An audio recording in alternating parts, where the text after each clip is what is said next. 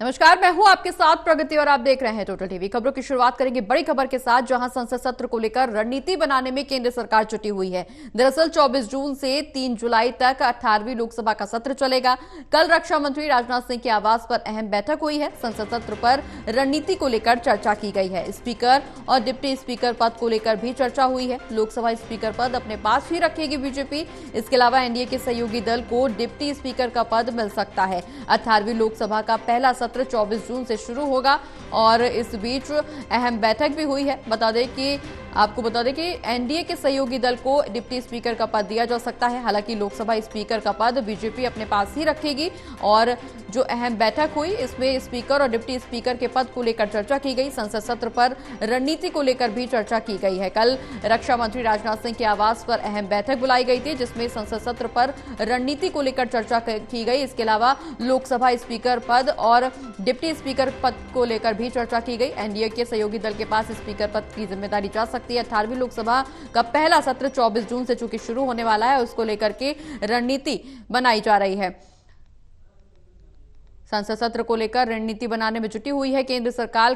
कल रक्षा मंत्री राजनाथ सिंह के आवास पर बैठक हुई। 24 जून से 3 जुलाई तक 18वीं लोकसभा का सत्र चलेगा और इस बीच इस अहम बैठक पर चर्चा की गई है। रणनीति आगे की बनाई गई है कि किस तरह से लोकसभा के स्पीकर और डिप्टी स्पीकर के पद की जिम्मेदारी किसके पास रहेगी, कौन वो नाम होगा जिसके पास ये जिम्मेदारी सौंपी जाएगी। इन तमाम मुद्दों को लेकर के चर्चा की गई है। कल रक्षा मंत्री राजनाथ सिंह के आवास पर अहम बैठक हुई है। संसद सत्र पर रणनीति को लेकर चर्चा की गई। इसके अलावा स्पीकर और डिप्टी स्पीकर पद को लेकर भी यहां बैठक में चर्चा की गई।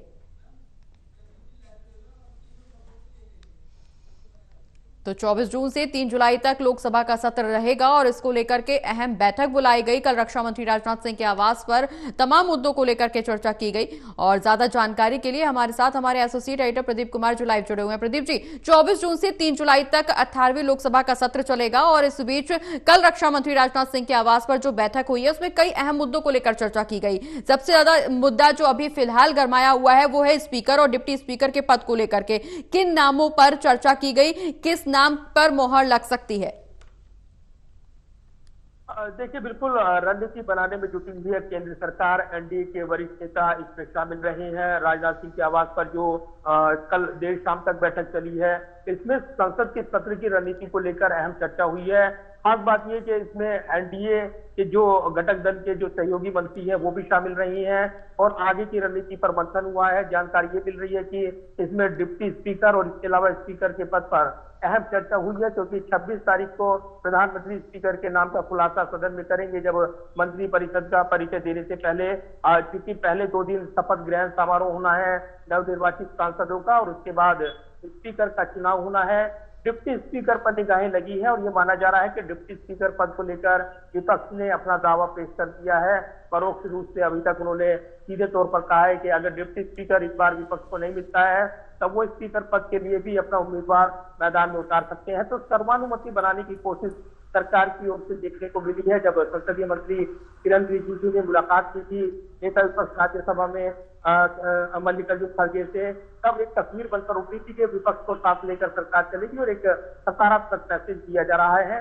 घटक दल चाहते हैं कि सर्वानुमति बने, यानी एक पूरी तरीके से सर्वानुमति बनने के बाद ही स्पीकर का यहाँ पर चुनाव हो और इसके लिए काफी महत्वपूर्ण नाम यहाँ पर सामने आ रहे हैं। ओम बिरला एक बार फिर से इस रेस में सबसे आगे बताए जा रही हैं। बीजेपी ये पद अपने पास रखने की ये भी तस्वीर साफ हुई है। दूसरी तरफ ये भी जानकारी मिल रही है कि अगर कोई समीकरण बदलता है तब भर्तृहरि मेहताब, डी पुंडेश्वरी, उनका नाम भी चर्चाओं में है।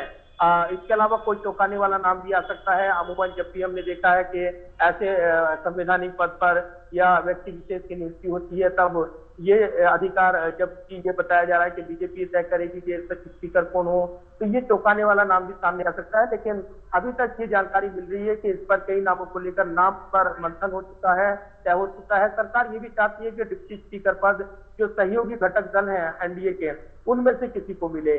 तो ये जरूर है कि विपक्ष को ये पद शायद सरकार नहीं देना चाहेगी, तो एक टकराव देखने को मिल सकता है।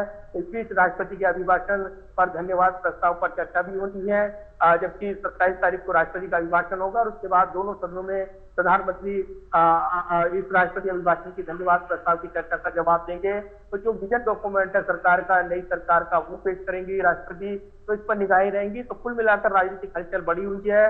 और बिल्कुल प्रदीप जी, राजनीतिक हलचल जरूर बढ़ी हुई है। निश्चित तौर पर इस बात को बिल्कुल भी नजरअंदाज नहीं किया जा सकता कि बीजेपी लगातार अपने फैसलों को लेकर जानी जाती है, क्योंकि हाल ही में मोदी कैबिनेट का गठन हुआ है और उसके बाद से तमाम केंद्रीय मंत्री बिल्कुल सजग नजर आ रहे हैं, एक्शन मोड में नजर आ रहे हैं। एक के बाद एक बैठकें की जा रही, चूंकि कई राज्यों में विधानसभा चुनाव भी होने हैं, ज्यादा समय नहीं रह गया और आगे की रणनीति को लेकर चिंतन मंथन लगातार केंद्रीय मंत्रियों की तरफ से किया जा रहा है। कल रक्षा मंत्री राजनाथ सिंह के आवास पर जो बैठक हुई, निश्चित तौर पर उस पर डिप्टी स्पीकर के पद को लेकर के, स्पीकर के पद को लेकर के, नामों को लेकर चिंतन मंथन जरूर हुआ है। लेकिन जिस तरह से 18वीं लोकसभा के पहला सत्र ये 24 जून से शुरू होने जा रहा है, इसमें आगे की रणनीति को लेकर भी चर्चा की गई बैठक के दौरान। क्या कुछ वो रणनीति रही, क्योंकि लोकसभा चुनाव के बाद से लगातार ये बैठकों का दौर जारी है और अब जो पहला सत्र जो शुरू होगा उसमें क्या कुछ खास देखने को मिल सकता है? देखिए बिल्कुल, और 24 तारीख से शुरू होगा सत्र और दोनों सदनों में जो कार्रवाई है वो देखने को मिलेगी। हालांकि 27 तारीख से राज्यसभा का सत्र शुरू होगा, क्योंकि पहले 2 दिन जो है लोकसभा में नवनिर्वाचित सांसदों को शपथ दिलाई जाएगी। उसके बाद 26 तारीख को स्पीकर का चुनाव होगा और इसके अलावा 27 तारीख को राष्ट्रपति का अभिभाषण, दोनों सदनों को, वो संयुक्त सदनों को संबोधित करेंगी और उसके बाद राष्ट्रपति अभिभाषण पर धन्यवाद प्रस्ताव पर चर्चा का जवाब प्रधानमंत्री की ओर से दिया जाएगा। ये जानकारी मिल रही है। तो ये काफी महत्वपूर्ण चर्चा रहेगी। और इस बीच ये भी जानकारी मिल रही है कि इस सत्र के दौरान सरकार जहां कई महत्वपूर्ण जो रणनीतिक तौर पर बैठके हैं वो भी आगे बढ़ाती नजर आएगी। तो कहीं ना कहीं इस पूरे माहौल पर नजरें रहेंगी, खासतौर से ऐसे वक्त जब राजनीतिक चुनौती बढ़ी हुई है। ऐसे में संसद के इस सत्र पर, 18वीं संसद के पहले सत्र पर तमाम निगाहें लगी। चलिए, बहुत बहुत शुक्रिया प्रदीप जी, तमाम जानकारी हमारे दर्शकों तक पहुंचाने के लिए।